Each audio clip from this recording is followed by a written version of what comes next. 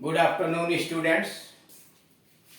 इस वीडियो के अंतर्गत हम लोग निवेदन या निमंत्रण सूचक वाक्य के विषय में जानकारी प्राप्त करेंगे कि हिंदी में जो वाक्य दिए गए होते हैं अगर उसका भाव निवेदन का आता है या निमंत्रण का आता है तो उसका अंग्रेजी में कैसे अनुवाद करेंगे और करेंगे तो कितने प्रकार से करेंगे। जैसे पहला है आप कल अवश्य आए या आप कल अवश्य आइए, जरूर आइए। Please do come tomorrow, please do come tomorrow. कृपया आप कल जरूर आइए, please do come tomorrow.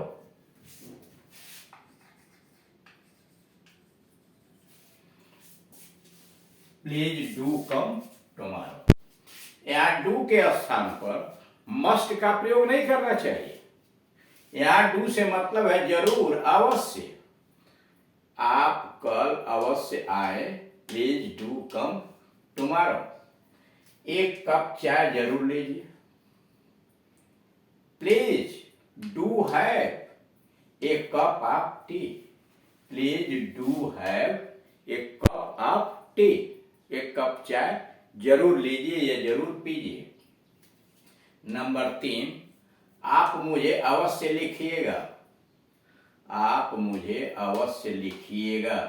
Please do write to me, आप मुझे अवश्य लिखिएगा या आप मुझे जरूर लिखिएगा। Please do write to me. Number 4, आप मुझे जरूर याद रखिएगा, आप मुझे जरूर याद रखिएगा। प्लीज डू रिमेंबर मी, आप मुझे जरूर याद रखिएगा। Please do remember me. Rules, please सबसे पहले प्लीज लगाया, फिर डू लिखा, प्लस इन्फिनेटिव विदाउट टू यानी रिमेंबर, इन्फिनेटिव विदाउट टू, और तब अदर वर्ड्स। यानी सबसे पहले प्लीज लगाइए, तब डू लिखिए, और तब इन्फिनेटिव विदाउट टू यानी रिमेंबर के यहाँ टू यहाँ नहीं लगा है, और बाकी अगर शब्द कुछ आए हुए अदर वर्ड्स में तो उनकी अंग्रेजी उसके बाद में होगी। ऐसे वाक्यों से जोरदार इम्फेटिक तरीके से निवेदन का बोध होता है। यानी यह जो आया है, जैसे आप ऐसे भी लिख सकते हैं कि एक कप चाय लीजिए, please have a cup of T. काम साधारण वाक्य हो गया, please have a cup of T, कृपया एक कप चाय लीजिए, या have a cup of T please, कृपया एक कप चाय लीजिए। लेकिन जब जरूर आया, अवश्य आया, तो क्या है, ये जोरदार ढंग से इम्फेटिक दबाव डालने के तरीके का निवेदन है। Please do write to me, कृपया मुझे अवश्य लिखिएगा, या आप मुझे जरूर याद रखिएगा। Please do remember me. Note, Hindi के आप का अनुवाद नहीं होता। जैसे आप मुझे अवश्य याद रखिएगा, इसमें हिंदी में जो आप आता है उसका यहाँ इंपरेटिव सेंटेंसेज में नियंत्रण हो या निवेदन वाले में तो उसका अनुवाद नहीं होता है। इसलिए ऐसे वाक्यों में यू का प्रयोग इस प्रकार मत कीजिए। यानी चूंकि ऐसे वाक्यों में आपका अंग्रेजी नहीं बनाया जाता, उसका अनुवाद नहीं किया जाता है, इसलिए ऐसे वाक्यों में यू का प्रयोग इस प्रकार न करें। Please do, please you do come मत लिखिए, यानी यू नहीं होना चाहिए, सीधे प्लीज डू कम, कृपया जरूर आए। हिंदी में अवश्य या जरूर का अनुवाद होता है डू। हिंदी में अवश्य जो आता है या जरूर आता है, कृपया जरूर आए, प्लीज डू कम, तो कारा डू जो होता है अवश्य या जरूर की अंग्रेजी होती है डू। मस्ट नहीं होता है, मस्ट का मतलब अवश्य होता है, लेकिन मस्ट का प्रयोग नहीं होता है। इसलिए अनुवाद इस प्रकार न करें, प्लीज मस्ट कम गलत है, और please must have a cup of T यह भी गलत है। यानी मस्ट का प्रयोग आप नहीं करेंगे, ठीक। यानी दो बातें यहां दिखाई गई कि हिंदी के आपका अनुवाद नहीं होता। यानी कल आप जरूर आए, इस वाक्य में आपकी अंग्रेजी आप यू नहीं लिखेंगे, यानी आपका अनुवाद होता ही नहीं है। तो इसलिए इस बात का आप ध्यान रखेंगे कि आपकी अंग्रेजी नहीं लिखनी है। और दूसरा, जैसे यहाँ लिखा please you do come, please you do come जो है यह वाक्य गलत है, यू नहीं आना चाहिए। और दूसरा नोटशीट कहा गया कि हिंदी में अवश्य या जरूर का अनुवाद होता है डू, डू से ही जरूर और अवश्य का भाव व्यक्त होता है, मस्ट नहीं, यानी मस्ट का प्रयोग नहीं करना चाहिए।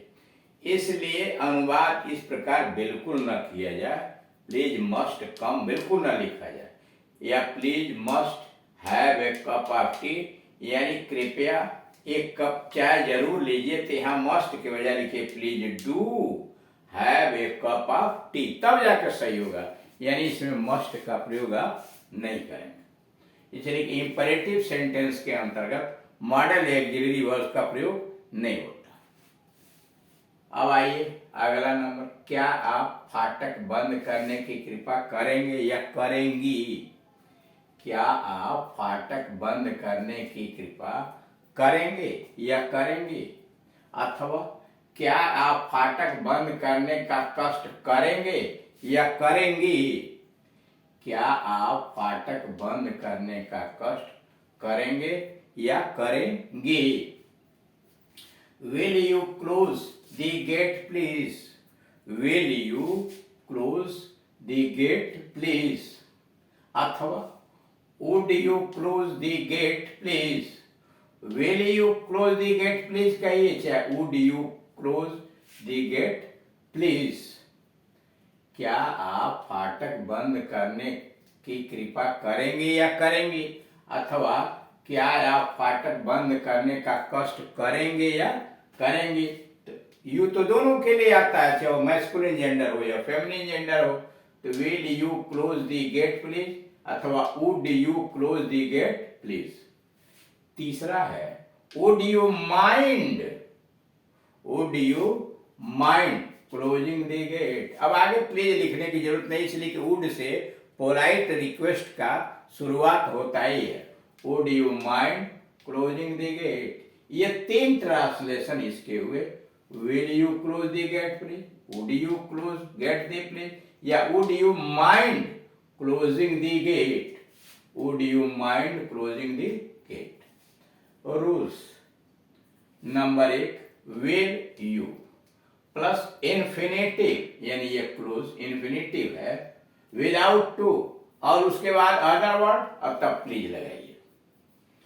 पहला रूल हुआ विल यू लिखिए, प्लस इन्फिनेटिव ये विदाउट टू है, प्लस अदर वर्ड्स जो दूसरे शब्द हैं, और लास्ट में प्लीज लगा के क्वेश्चन मार्क। दूसरा नियम है वुड यू, विल के जब वुड लगाए, would you plus infinitive, would you plus infinitive, लेकिन इन्फिनेटिव के आगे देखिए कोष्ठ में लिखा है विदाउट टू, यानी इन्फिनेटिव तो रहेगा लेकिन उसमें टू का प्रयोग नहीं रहेगा। तो इसलिए would you plus infinitive without to, और तब अदर वर्ड्स दूसरे शब्द प्लस प्लीज क्वेश्चन मार्क।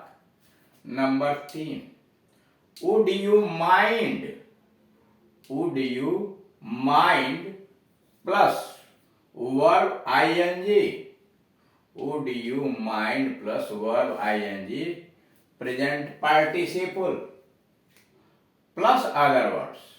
ये तीसरा वाला है वुड यू माइंड क्लोजिंग, यानी प्रेजेंट पार्टिसिपल और तब अदर वर्ड्स।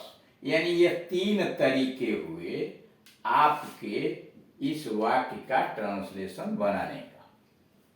अब आइए नोट, ऐसे प्रश्नवाचक वाक्यों से नम्र निवेदन पोलाइट रिक्वेस्ट, यह जो आप देख रहे हैं will you close the gate please, would you close gate the please, would you mind closing the gate, ये क्या है? इससे नम्र निवेदन पोलाइट रिक्वेस्ट का भाव व्यक्त होता है। इसका अनुवाद इस प्रकार भी हो सकता है। यानी ये 3 तरीके तो आपने देख लिया, एक चौथा तरीका भी इनका अनुवाद का हो सकता है। पहला, would you be so kind या so good as to close the gate.